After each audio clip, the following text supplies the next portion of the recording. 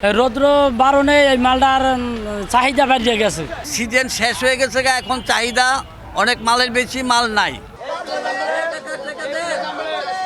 তরমুজ, বাঙ্গি ও কাঁঠাল সহ মৌসুমি ফলের সয়লাভ মুন্সিগঞ্জের মুক্তারপুর ফলের হাট।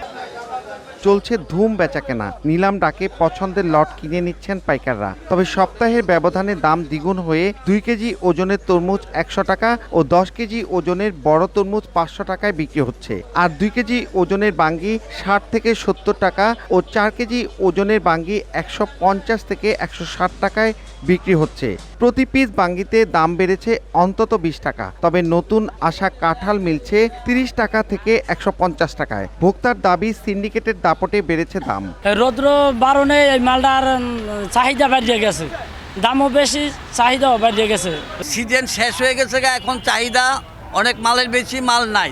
গরমে এই তরমুজের দাম একটু বাড়ছে। সিন্ডিকেটের কারণে প্রত্যেকটা জিনিস দ্রব্যের দাম এরকম বেড়ে গেছে।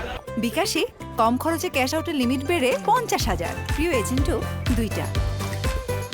এদিকে সিন্ডিকেটের কথা অস্বীকার করে আড়তদাররা বলছেন, সরবরাহের চেয়ে চাহিদা বেশি থাকায় দর বেশি। সিজন শেষ, বুঝলেন, তরমুজ নাই, বরিশাল শেষ, বরগুনা শেষ, অনেক খুলনা আছে, অনেক খুলনাটার একটু দাম বেশি, এর লেগে সরবরাহ কম, অনেক চাহিদা বেশি।